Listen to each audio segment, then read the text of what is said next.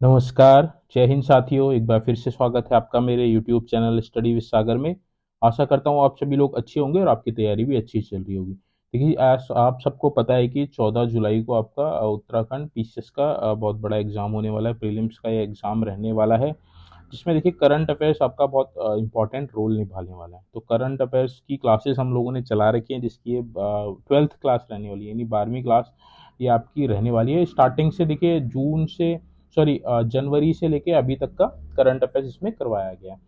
तो आप वीडियो को जरूर देख लीजिएगा जिन्होंने अभी तक पहली वीडियोस नहीं देखी हैं। तो ये आपके लिए बहुत इंपॉर्टेंट सीरीज रहने वाली है, आपके सिलेक्शन में मेजर रोल निभाने वाली है करंट अफेयर्स की क्लासेस। तो आप इससे पहले वाली क्लासेस भी आप जरूर देख लीजिएगा, प्लेलिस्ट में जाके आप देख लीजिएगा।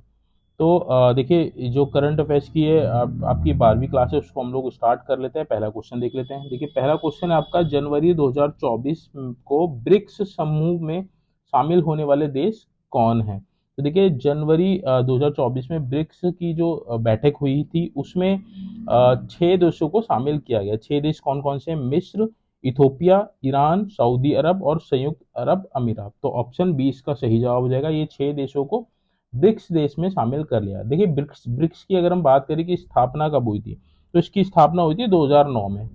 2009 में जब इसकी स्थापना हुई थी, तो इसका नाम केवल ब्रिक था।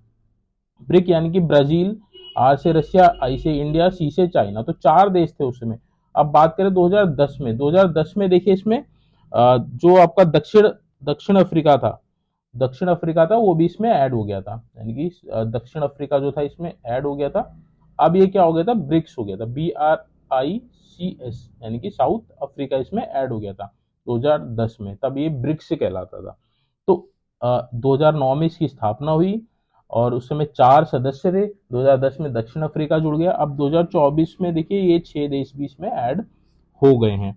अगर हम बात करें ब्रिक्स के मुख्यालय की, कई बार पूछता है कि ब्रिक्स का मुख्यालय कहाँ है, तो ब्रिक्स का मुख्यालय कहाँ है? संघाई चीन में है। संघाई चीन में है। तो इतने पॉइंट्स आपको इससे याद रखने। तो 2024 में ब्रिक्स में देखिए मिस्र, इथोपिया, ईरान, सऊदी अरब और सऊदी अरब अमीरात इसमें ऐड हो गए हैं। तो ये आपको सारे जितने भी देश हैं इनके नाम आपको याद होने चाहिए। मैच ऑफ द फॉलोइंग भी पूछ सकते हैं। तो ये पहला क्वेश्चन था। आगे बढ़ते हैं, अगला क्वेश्चन देख लेते हैं। देखिए, अगला क्वेश्चन आपका, जनवरी 2024 में राजस्थान में भारत और संयुक्त अरब अमीरात के बीच आयोजित संयुक्त सैन्य अभ्यास का क्या नाम था? तो देखिए, जनवरी 2024 में जो भारत और संयुक्त अरब अमीरात यूएई के बीच में जो संयुक्त सैन्य अभ्यास था, उसका नाम था आपका डेजर्ट साइक्लोन 2024।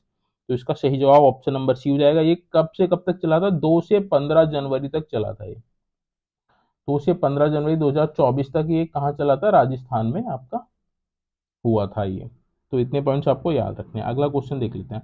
आगे बढ़ते हैं, अगला क्वेश्चन देख लेते हैं। देखिए, अगला क्वेश्चन आपका 2024 में एम एस स्वामीनाथन पुरस्कार किसने प्राप्त किया? तो हाल ही में देखिए एम एस स्वामीनाथन पुरस्कार जो है आपका प्रोफेसर बी आर कम्बोज को दिया गया है। प्रोफेसर बी आर कम्बोज को दिया गया है, जो चौधरी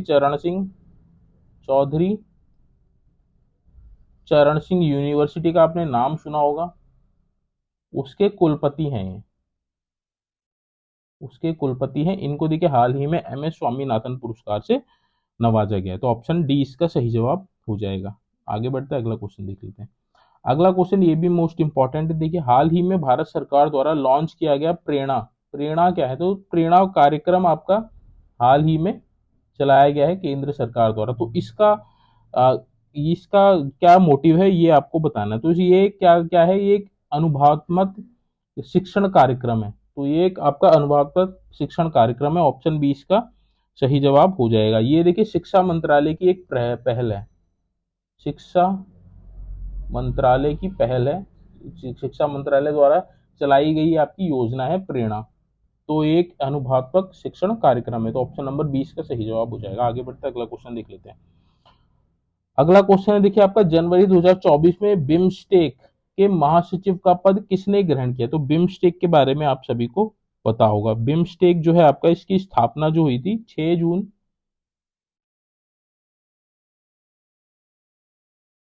1997 में हुई थी इसकी स्थापना। इसका जो मुख्यालय है, बिम्स्टेक का मुख्यालय आपका ढाका बांग्लादेश में है। ढाका बांग्लादेश में इसका मुख्यालय। स्थापना कब हुई थी? 6 जून 1997 में इसकी हुई थी। अगर हम बात करें इसके सदस्य देश कौन कौन है बिम्स्टेक के, ये आपको याद होना चाहिए। पहला आपका बिम्स्टेक का बांग्लादेश, दूसरा आपका इंडिया, तीसरा आपका वर्मा, चौथा आपका श्रीलंका, पांचवा आपका थाईलैंड, छठा आपका भूटान, सातवां है आपका नेपाल। तो ये 7 देश इसके सदस्य हैं बिम्स्टेक के। स्थापना 6 जून 1997 में हुई थी। मुख्यालय इसका कहाँ है? बैंकॉक, सॉरी ढाका में है। ढाका बांग्लादेश में स्थित है इसका मुख्यालय। अब इसके देखिए हाल ही में जो महासचिव बने हैं बिम्स्टेक के, महासचिव कौन बने? ये बने आपके इंद्रमणि पांडे। इंद्रमणि पांडे इसका सही जवाब हो जाएगा। इंद्रमणि पांडे हाल ही में बिम्स्टेक के महासचिव के पद पर इन्होंने पद संभाला है। तो ऑप्शन 20 का सही जवाब हो जाएगा इंद्रमणि पांडे। तो आपको नाम याद रखना इंपॉर्टेंट है। नेक्स्ट देखिए आगे बढ़ते हैं, अगला क्वेश्चन देख लेते हैं। अगला क्वेश्चन है आपका नासा के आर्टेमिस कार्यक्रम, नासा के आर्टेमिस कार्यक्रम का प्राथमिक लक्ष्य क्या है? तो देखिए नासा का जो आर्टेमिस जो कार्यक्रम है, इसका जो कार्य है वह इंसानों को फिर से चांद पर भेजना है। तो यानी कि ऑप्शन 20 का सही जवाब हो जाएगा, इंसानों को चांद पर फिर से भेजना इसका लक्ष्य है। किसका? आर्टेमिस कार्यक्रम। तो ये इंपॉर्टेंट है परीक्षा की दृष्टि से। नासा की अगर हम बात कर रहे हैं तो नासा की फुल फॉर्म आपको सभी को पता होगा, National Aeronautics and Space Administration. National Aeronautics and Space Administration, A से एडमिनिस्ट्रेशन। तो नासा की फुल फॉर्म आपको याद होनी चाहिए। बात करें इसकी स्थापना, नासा की जो स्थापना हुई थी 29 जुलाई 1958 को हुई थी। मुख्यालय की बात करें इसका, नासा का जो मुख्यालय वॉशिंगटन डीसी है। वॉशिंगटन डीसी में इसका क्या है? मुख्यालय। अध्यक्ष अगर हम बात करें हाल ही में इसके फिलहाल इसके अध्यक्ष कौन है वर्तमान में? तो इसके जो वर्तमान में जो इसके अध्यक्ष हैं वह बिल नेल्सन है। बिल नेल्सन है। तो इतने पॉइंट्स आपको इससे याद रखें। तो आर्टेमिस कार्यक्रम किससे संबंधित? इंसानों को चांद पर भेजने से संबंधित। तो ऑप्शन 20 का सही जवाब हो जाएगा। आगे बढ़ते हैं, अगला क्वेश्चन देख लेते हैं। अगला क्वेश्चन है देखिए, वाइब्रेंट गुजरात ग्लोबल समिट 2024 में मुख्य अतिथि के रूप में किसने भाग लिया था? तो देखिए वाइब्रेंट गुजरात ग्लोबल समिट जो हुई थी ये आपके 10 से 12 जनवरी को हुई थी गांधीनगर गुजरात में। गांधीनगर गुजरात में हुई थी आपकी ये वाइब्रेंट गुजरात ग्लोबल समिट 2024। ये जो था ये 10वां संस्करण था। 10वां संस्करण था ये वाइब्रेंट गुजरात ग्लोबल समिट का, जो गांधीनगर गुजरात में हुई थी 10 से 12 जनवरी में। अब देखिए इसमें जो मुख्य अतिथि के रूप में किसने भाग लिया था? तो मुख्य अतिथि के रूप में संयुक्त अरब अमीरात के राष्ट्रपति ने प्रतिभाग किया था। तो ऑप्शन नंबर डी इसका सही जवाब हो जाएगा। अगर हम बात करें संयुक्त अरब अमीरात के जो राष्ट्रपति हैं वह कौन थे, कई बार पूछ सकता है कि नाम नाम पूछ सकता है, तो आपने बताना मोहम्मद बिन जायद, मोहम्मद बिन, ये आपको नाम याद होना चाहिए, जायद अल नहायन, नाहयान। तो ये आपको याद रखना है, मोहम्मद बिन जायद अल नहायान इसके राष्ट्रपति हैं संयुक्त अरब अमीरात के, जिन्होंने वाइब्रेंट गुजरात ग्लोबल समिट 2024 में मुख्य अतिथि के रूप में भाग लिया था, जो आपका गांधीनगर गुजरात में हुई थी 10 से 12 जनवरी को। ये 10वां संस्करण था। तो इतने पॉइंट्स आपको याद रखने हैं। आगे बढ़ते हैं, अगला क्वेश्चन देख लेते हैं। अगला क्वेश्चन ये भी इंपॉर्टेंट है, देखिए विश्व आर्थिक मंच की 54वीं वार्षिक बैठक का विषय क्या था, आपने आपसे पूछा गया है। तो इसका जो विषय था ये था आपका रीबिल्डिंग ट्रस्ट। अगर हम इंग्लिश में बात करें, रीबिल्डिंग ट्रस्ट, जिसका हिंदी में क्या होगा? विश्वास का पुनर्निर्माण। तो रीबिल्डिंग ट्रस्ट इसका सही जवाब था। जो वार्षिक विश्व आर्थिक मंच की जो 54वीं वार्षिक बैठक थी उसका जो विषय था वह आपका विश्वास का पुनर्निर्माण, यानी कि रीबिल्डिंग ट्रस्ट, अगर हम बात करें वर्ल्ड इकोनॉमिक फोरम यानी कि विश्व आर्थिक मंच की अगर हम बात करें, तो देखिए इसकी जो स्थापना हुई थी, स्थापना आपकी 24 जनवरी 1971 को हुई थी। मुख्यालय इसका जिनेवा स्विट्जरलैंड में है, ये आपको याद होने चाहिए। जिनेवा स्विट्जरलैंड में इसका क्या है, मुख्यालय है। अगर इसकी बात करें वर्तमान में अध्यक्ष यानी कि WEF यानी कि वर्ल्ड इकोनॉमी फोरम के, ये जो विश्व आर्थिक मंच है इसको बोलते हैं वर्ल्ड इकोनॉमी फोरम। तो ये आपको याद रखना है, इसकी स्थापना 24 जनवरी 1971 को हुई थी। मुख्यालय इसका जिनेवा स्विट्जरलैंड में है। वर्तमान में इसके जो अध्यक्ष हैं वो बॉर्ज ब्रैंड है, बॉर्ज ब्रैंडे इसके वर्तमान में अध्यक्ष हैं। तो इतने पॉइंट्स आपको याद रखने हैं। तो 54वीं जो बैठक हुई थी, इसका जो आपका थीम थी या फिर इसका विषय था रीबिल्डिंग ट्रस्ट यानी कि विश्वास का पुनर्निर्माण। तो ऑप्शन बी इसका सही जवाब हो जाएगा। आगे बढ़ते हैं, अगला क्वेश्चन देख लेते हैं। अगला क्वेश्चन आपका देखिए, सॉरी ये क्वेश्चन आपका सॉरी ये अलग क्वेश्चन है। अगला क्वेश्चन आपका विश्व आर्थिक मंच की जो 54वीं बैठक का आयोजन हुआ था, जो 54वीं बैठक का आयोजन हुआ था कहाँ पे हुआ था, ये आपसे पूछा है। तो ये आपका हुआ था दावोस स्विट्जरलैंड में हुआ था। तो ऑप्शन नंबर सी इसका सही जवाब हो जाएगा। तो विश्व आर्थिक मंच यानी कि वर्ल्ड इकोनॉमी फोरम की जो 54वीं बैठक थी, वार्षिक बैठक थी, इसका आयोजन आपका दावोस स्विट्जरलैंड में हुआ था। तो ऑप्शन बी सी इसका सही जवाब हो जाएगा। इंपॉर्टेंट है परीक्षा की दृष्टि से। आगे बढ़ते अगला क्वेश्चन देख लेते हैं। अगला क्वेश्चन है आपका देखिए, जनवरी 2024 में किस महिला फुटबॉल, यहाँ पे महिला फुटबॉल की बात हुई है, महिला फुटबॉल खिलाड़ी ने सर्वश्रेष्ठ फीफा खिलाड़ी का पुरस्कार जीता है। तो ये अपने आप में बहुत अच्छा, बहुत बड़ा पुरस्कार है। तो किस महिला फुटबॉल ने जीता है सर्वश्रेष्ठ फीफा महिला खिलाड़ी का पुरस्कार? ये जीता है आपका एटाना बोनमती ने। एटाना बोनमती जो आपकी स्पेनिश फुटबॉल खिलाड़ी हैं, स्पेन की हैं, कई बार पूछ सकता है कि किस देश से हैं, तो स्पेनिश फुटबॉल खिलाड़ी हैं एटाना बोनमती, जिनको सर्वश्रेष्ठ फीफा महिला खिलाड़ी का पुरस्कार मिला। तो ऑप्शन 20 का सही जवाब हो जाएगा। इंपॉर्टेंट है परीक्षा की दृष्टि से। आगे बढ़ते अगला क्वेश्चन देख लेते हैं। अगला क्वेश्चन आपका जनवरी 2024 में किस फुटबॉल खिलाड़ी को सर्वश्रेष्ठ फीफा पुरुष खिलाड़ी मिला है? तो इस यहाँ पे पूछा आपका सर्वश्रेष्ठ फीफा पुरुष खिलाड़ी का पुरस्कार किसे मिला है? तो आप सभी को पता होगा, लियोन मेसी का नाम आपने सुना है। तो ऑप्शन सी इसका सही जवाब हो जाएगा, लियोन मेसी, जो अर्जेंटीना से हैं। अर्जेंटीना के विश्व प्रसिद्ध खिलाड़ी हैं फुटबॉल के, लियोन मेसी को सर्वश्रेष्ठ फीफा पुरुष खिलाड़ी का अवार्ड दिया गया 2024 में। तो लियोन मेसी इसका सही जवाब हो जाएगा। आगे बढ़ते अगला क्वेश्चन देख लेते हैं। अगला क्वेश्चन आपका देखिए, भारत पर्व 2024 कहाँ आयोजित किया गया था? तो भारत पर्व देखिए 2016 से आयोजित किया जा रहा है। ये आपका 23 से 31 जनवरी को आपका जो आपका लाल किला दिल्ली है, लाल किला दिल्ली में आयोजित किया गया था भारत पर्व 2024। तो ऑप्शन 20 का सही जवाब हो जाएगा। 23 से 31 जनवरी तक आयोजित किया गया था आपका लाल किला में भारत पर्व 2024। तो ऑप्शन 20 का सही जवाब हो जाएगा। आगे बढ़ते अगला क्वेश्चन देख लेते हैं, ये भी इंपॉर्टेंट देखिए, खेलो इंडिया यूथ गेम्स 2024 की मेजबानी कौन सा राज्य कर रहा है? तो खेलो इंडिया यूथ गेम्स 2024 की जो मेजबानी की थी, ये किसने की थी? तमिलनाडु ने की थी। तो ऑप्शन सी इसका सही जवाब हो जाएगा, Tamil Nadu is the correct answer. आगे बढ़ते अगला क्वेश्चन, संयुक्त राष्ट्र महासभा के 78वें अध्यक्ष कौन है? तो देखिए संयुक्त राष्ट्र महासभा की अगर हम बात करें, तो देखिए इसकी स्थापना 1945 में हुई थी। 1945 में हुई थी। इसमें वर्तमान में 193 सदस्य हैं, 93 सदस्य देश इसमें सदस्य हैं। और अगर हम बात करें इसका मुख्यालय, तो संयुक्त राष्ट्र महासभा का मुख्यालय क्या है? न्यूयॉर्क में है, न्यूयॉर्क में है। और इसके वर्तमान के अध्यक्ष की बात करें तो यहाँ पूछा है 78वें सत्र के अध्यक्ष कौन है? तो इसके जो 78वें सत्र के जो अध्यक्ष हैं वे आपके डेनिस फ्रांसीसी हैं। तो वर्तमान में यही इसके अध्यक्ष भी हैं, डेनिस फ्रांसीसी इसके वर्तमान के अध्यक्ष हैं।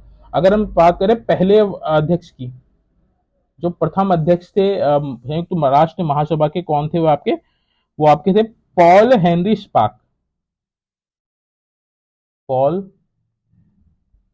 हेनरी स्पार्क, तो ये आपको नाम याद होना चाहिए। पहले अध्यक्ष की बात करें तो पॉल हेनरी स्पार्क थे, वर्तमान में डेनिस फ्रांसीसी हैं। संयुक्त राष्ट्र महासभा, देखिए जो संयुक्त राष्ट्र है उसके जो 6 अभिन्न अंग हैं उसका एक पार्ट है संयुक्त राष्ट्र महासभा। 1945 में इसकी स्थापना हुई थी। वर्तमान में 193 देश इसके सदस्य हैं। मुख्यालय इसका न्यूयॉर्क में है। तो इतने पॉइंट्स आपको इस वाले क्वेश्चन से याद रखने थे। आगे बढ़ते अगला क्वेश्चन देख लेते हैं, ये भी इंपॉर्टेंट है, कई बार परीक्षा में पूछा जाता है कि 2024 में गणतंत्र दिवस परेड की थीम क्या थी। तो 2024 में गणतंत्र दिवस परेड जो हुई थी आपकी, उसकी जो आपकी थीम थी वह थी आपकी विकसित भारत और भारत लोकतंत्र की मातृका। तो ऑप्शन 20 का सही जवाब हो जाएगा विकसित भारत और भारत लोकतंत्र की मातृका। ये इंपॉर्टेंट है आपका, परीक्षा की दृष्टि से बहुत बार पूछा जाता थी। आगे बढ़ते अगला क्वेश्चन। अगला क्वेश्चन देखिए, 2024 में गणतंत्र दिवस परेड में मुख्य अतिथि के रूप में कौन थे। तो मुख्य अतिथि के रूप में कौन थे, एम्युअल मैक्रोन थे। एम्युअल मैक्रोन जो है आपके, ये फ्रांस के राष्ट्रपति हैं। फ्रांस के राष्ट्रपति हैं कौन है, एम्युअल मैक्रोन। तो आपसे पूछेगा कि अगर कि गणतंत्र दिवस 2024, गणतंत्र दिवस परेड 2024 के मुख्य अतिथि कौन थे, तो फ्रांस के राष्ट्रपति थे, क्या नाम था, एम्युअल मैक्रोन। तो ऑप्शन 20 का सही जवाब हो जाएगा। आगे बढ़ते अगला क्वेश्चन देख लेते हैं। अगला क्वेश्चन ये भी इंपॉर्टेंट है, देखिए ICC one day player of the year 2023 का पुरस्कार किसने जीता है। तो किसने जीता है, रोहित शर्मा, हार्दिक पांड्या, जसप्रीत बुमराह, विराट कोहली। तो आप इसका सही जवाब है option number D, Virat Kohli. Virat Kohli को ICC one day player of the year 2023 से नवाजा गया। तो ऑप्शन डी इसका सही जवाब हो जाएगा। आगे बढ़ते हैं, देखिए ऑस्ट्रेलियन ओपन टेनिस चैंपियनशिप 2024 के पुरुष एकल का खिताब किसने जीता है। तो ऑस्ट्रेलियन ओपन देखिए टेनिस प्रतियोगिता होती है, 2024 में पुरुष एकल यानी कि पुरुष सिंगल में किसने ये खिताब जीता है। तो ये जीता है आपका जेनिक सिनर ने। जेनिक सिनर इसका सही जवाब हो जाएगा, जो आपके इटली के टेनिस प्लेयर है। तो इटली देश से संबंध है जेनिक सिनर का। जेनिक सिनर ने देखिए ऑस्ट्रेलियन ओपन 2024 जीता है पुरुष एकल युग में। आगे बढ़ता है अगला क्वेश्चन देख लेते हैं। अगला क्वेश्चन है आपका, देखिए ऑस्ट्रेलियन ओपन टेनिस चैंपियनशिप 2024 में पुरुष युगल, वहां पे पुरुष सिंगल था, अब यहाँ पे पुरुष युगल की अगर हम बात करें तो पुरुष युगल का खिताब किसने जीता है। तो ऑप्शन सी इसका सही जवाब हो जाएगा, रोहन बोपन्ना और मैट एब्डेन ने इसको जीता है। रोहन बोपन्ना और मैट एब्डेन की जोड़ी ने ऑस्ट्रेलियन ओपन टेनिस चैंपियनशिप का पुरुष युगल खिताब जीता है। तो ऑप्शन सी इसका सही जवाब हो जाएगा। आगे बढ़ते हैं, ये मोस्ट इंपॉर्टेंट क्वेश्चन है, परीक्षा में इसके पूछे जाने के बहुत बहुत चांसेस है। भारत में हिम तेंदुए जनसंख्या आकलन के अनुसार भारत में किस राज्य में हिम तेंदुए की संख्या सबसे अधिक है। तो देखिए हाल ही में हिम तेंदुए की जो जनसंख्या के आकलन है वह पहली बार किया गया है देश में। तो इसमें देखिए यहाँ पूछा है कि किस राज्य में हिम तेंदुए की संख्या सबसे अधिक है। तो इसका सही जवाब है ऑप्शन नंबर सी, लद्दाख में। तो देखिए टोटल अगर हम हिम तेंदुए की बात करें तो टोटल कितने हैं, टोटल हमारे 718 आपके हिम तेंदुओं की संख्या गिनी गई है पूरे भारत की अगर हम बात करें। तो लद्दाख में देखिए 477 तो पूरे लद्दाख में ही है, केवल 477 सबसे ज्यादा लद्दाख में हिम तेंदुए पाए गए हैं। अगर हम बात करें उत्तराखंड की तो उत्तराखंड में 124 हिम तेंदुए पाए गए हैं। हिमाचल प्रदेश की बात करें तो हिमाचल प्रदेश में 51, और सिक्किम की बात करें तो सिक्किम में 21 सॉरी सबसे ज्यादा लद्दाख में है 477। तो इसका सही जवाब हो जाएगा लद्दाख। सबसे ज्यादा हिम तेंदुए की संख्या लद्दाख में पाई गई है जो है 477। तो टोटल अगर आपसे पूछेगा तो 718। तो इतने पॉइंट्स आपको याद रखने हैं। अगला क्वेश्चन है आपका, देखिए विश्व आर्द्र भूमि दिवस 2024 का विषय क्या था। तो विश्व आर्द्र भूमि दिवस आप 2024 का विषय आपसे पूछा, तो इसका जो विषय था वह था आपका आर्द्र भूमि मानव कल्याण, यानी कि ऑप्शन नंबर सी, आर्द्र भूमि और मानव कल्याण इसका थीम थी विश्व आर्द्र भूमि दिवस 2024 की। विश्व आर्द्र भूमि दिवस की अगर हम बात करें तो कब मनाया जाता है, तो 2 फरवरी को मनाया जाता है। 2 फरवरी को ये मनाया जाता है। भारत में अगर हम बात करें तो देखिए जो विश्व आर्द्र भूमि होती है उसको रामसर साइट्स भी बोला जाता है। रामसर साइट्स भी बोला जाता है। रामसर साइट्स की जो शुरुआत हुई थी आपकी 2 फरवरी 1951 में, 2 फरवरी सॉरी 1971 में, 1971 है, 2 फरवरी 1971 में कैस्पियन सागर के तट पर, कैस्पियन सागर के तट पर ईरानी शहर है आपका रामसर। तो ये जो रामसर है ये आपका क्या है, ईरानी शहर है। यहाँ पे एक कन्वेंशन हुआ था आर्द्र भूमि को के संबंध में, तब से ही देखिए ये विश्व आर्द्र भूमि दिवस मनाया जाता है। 2 फरवरी को 2002 1997 में ये आपका कन्वेंशन हुआ था तब से। तो 2 फरवरी को आपका विश्व आर्द्र भूमि दिवस मनाया जाता है। अगर हम बात करें भारत में टोटल आर्द्र भूमि या फिर रामसर साइट कितनी है, तो कितनी है टोटल 82 है अभी वर्तमान में। तो ये इंपॉर्टेंट है, ये भी पूछ सकता है। 82 आपकी रामसर साइट है भारत में, तो इंपॉर्टेंट है परीक्षा की दृष्टि से। इतने पॉइंट्स आपको याद रखने हैं। अगला क्वेश्चन देख लेते हैं। अगला क्वेश्चन ये भी मोस्ट इंपॉर्टेंट है। देखिए अगला क्वेश्चन आपका, भारत में अंडर 19 भारत सॉरी 2024 में अंडर 19 पुरुष वनडे क्रिकेट विश्व कप किसने जीता है? तो किसने जीता है? ये ऑस्ट्रेलिया ने जीता है। ऑप्शन नंबर 20 का सही जवाब जाएगा, ऑस्ट्रेलिया ने अंडर 19 विश्व कप जीता है। ऑप्शन 20 का सही जवाब। अगर बात करें तो देखिए जो आपकी आईसीसी की जो आईसीसी वर्ल्ड कप की बात करें हाल ही में जो है, तो किसने जीता है? वह किसने जीता है? भारत ने जीता है। भारत ने किसको हरा के जीता है? दक्षिण अफ्रीका को हरा के जीता है। ये भी आपको याद रखना है। इस ये जो फाइनल जो मैच था, फाइनल मैच में मैन ऑफ द मैच कौन बने थे? मैन ऑफ द मैच आपके विराट कोहली बने थे। मैन ऑफ द मैच आपके विराट कोहली बने थे। और मैन ऑफ द सीरीज की बात करें तो ये बने थे जसप्रीत बुमराह।